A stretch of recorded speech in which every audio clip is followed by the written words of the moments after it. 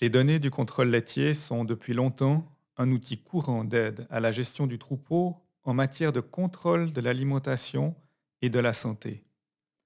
Cependant, les seuils et les approches utilisées jusqu'à présent pour évaluer le niveau d'approvisionnement des vaches laitières datent des années 80. Les concepts d'élevage et d'alimentation ont changé depuis et se sont améliorés. C'est pourquoi les fédérations d'élevage, en collaboration avec Agridea, ont adapté les épreuves de productivité laitière afin d'en améliorer la pertinence pour la pratique. Dans cette vidéo, vous verrez quels sont les changements dans le rapport de contrôle. La première chose que l'on remarque, c'est le nouveau tableau à 6 cases. Celui-ci indique désormais d'autres valeurs seuil sur lesquelles nous reviendrons plus en détail dans les parties suivantes. Si l'on regarde attentivement les nouvelles épreuves de productivité laitière, on remarque ce nouveau tableau. Il indique les éventuels troubles métaboliques du troupeau.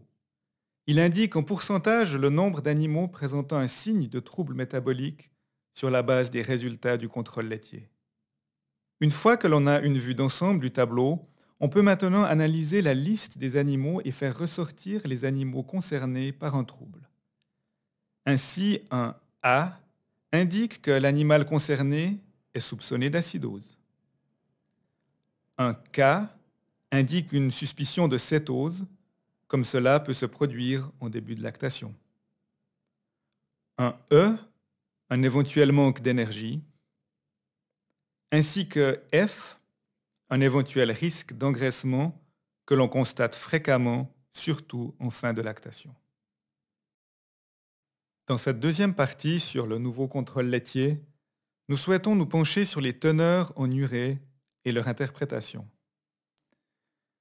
Comme vous pouvez le constater à première vue, les valeurs seuil de la teneur en urée du lait de 20 à 30 mg par décilitre de lait ont été réduites de 5 mg par décilitre. Des études scientifiques récentes montrent que cette teneur en urée peut être atteinte sans perte de production. Le tableau des troubles métaboliques est aussi une nouveauté. On peut ainsi voir d'un coup d'œil combien d'animaux de l'exploitation présentent une carence ou un excès en protéines. Il convient de noter que l'optimisation de l'apport en protéines doit toujours se faire en tenant compte de l'ensemble du troupeau. Les valeurs individuelles des animaux ne sont que partiellement pertinentes dans le contexte de l'apport en protéines, car elles sont soumises à de grandes variations. Il convient donc de procéder comme suit. Si plus de 10% des animaux présentent une carence en protéines, la quantité de protéines de la ration devrait, dans la mesure du possible, être revue à la hausse. Si plus de 10% des animaux présentent un excès, l'apport en protéines devrait être ajusté à la baisse ou l'apport énergétique corrigé à la hausse.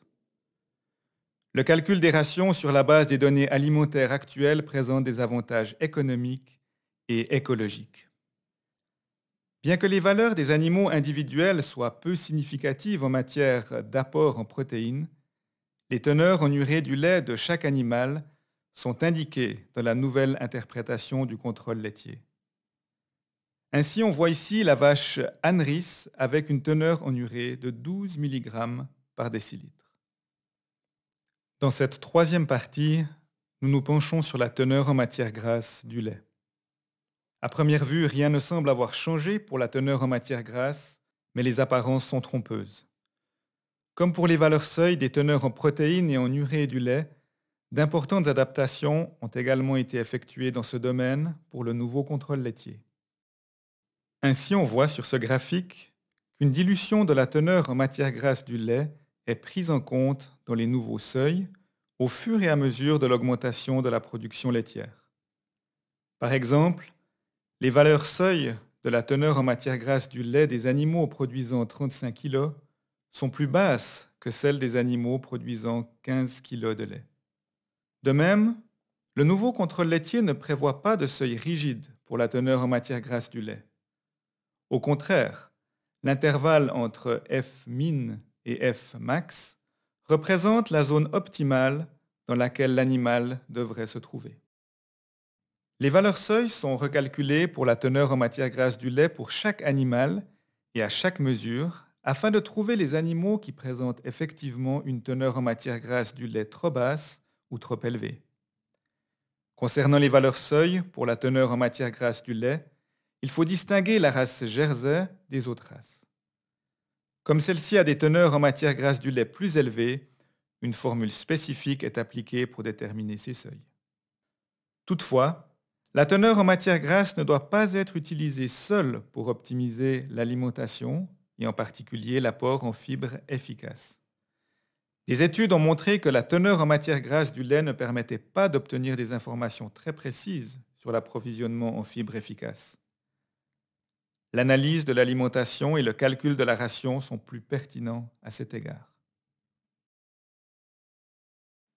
Dans cette quatrième partie, nous nous penchons sur la teneur en protéines du lait. À première vue, rien non plus ne semble avoir changé en ce qui concerne la teneur en protéines des animaux. Mais les apparences sont trompeuses. Comme pour les valeurs seuil des teneurs en matière grasse et en urée du lait, des adaptations importantes ont également été effectuées dans ce domaine pour le nouveau contrôle laitier.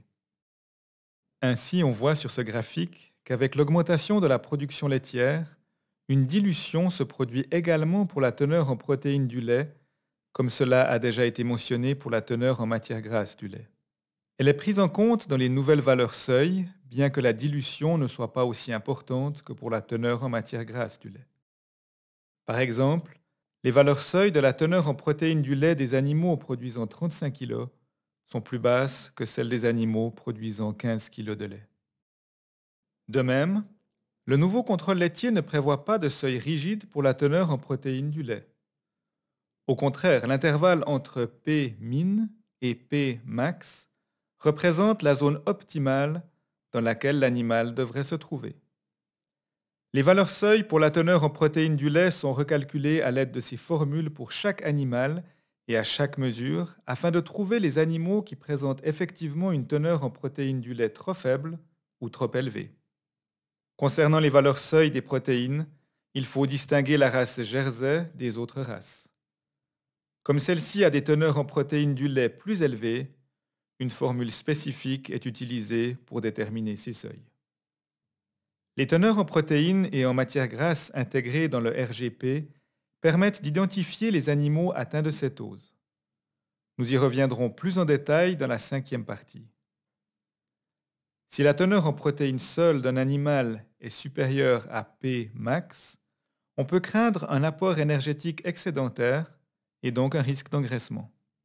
Cela se produit surtout chez les animaux à partir de 200 jours de lactation. Si plusieurs animaux du troupeau sont concernés, il faut en rechercher la cause et y remédier. Dans cette cinquième partie, nous nous penchons sur le ratio matière grasse-protéines. Il s'agit de la valeur centrale du nouveau contrôle laitier. En ce qui concerne le ratio matière grasse-protéines, on distingue la race Jersey avec une valeur limite de 1,5 des autres races, avec une valeur limite de 1,4. Le ratio graisse-protéines permet d'identifier les animaux présentant une carence énergétique. S'il est supérieur à la valeur limite, cela indique un manque d'énergie. Les animaux concernés doivent être suivis avec attention au cours des 100 premiers jours de lactation. Si plusieurs animaux au sein du troupeau présentent un tel diagnostic, il convient d'en rechercher les causes et d'y remédier car le potentiel de production du troupeau ne sera pas optimal.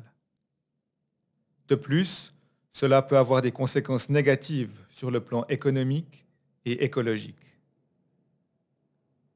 Avec P-min, expliqué dans la partie 4, et F-max dans la partie 3, le RGP peut indiquer un risque de cétose chez un ou plusieurs animaux.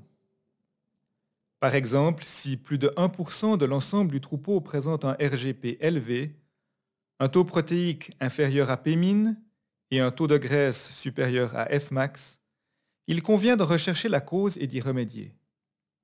Lors de la recherche des causes, il convient d'accorder une attention particulière à l'approvisionnement en énergie et l'alimentation des vaches taries, ainsi qu'à l'approvisionnement en énergie des animaux en phase de démarrage. Les informations issues du contrôle laitier au sujet de chaque animal ou du troupeau devrait toujours être complété par des indications supplémentaires liées à l'alimentation et l'état de santé des animaux. Il s'agit notamment du BCS, de l'aspect général de l'animal, de la consistance des fesses ou de la ration. Ce n'est qu'ainsi qu'une adaptation optimale de la gestion peut être effectuée si nécessaire.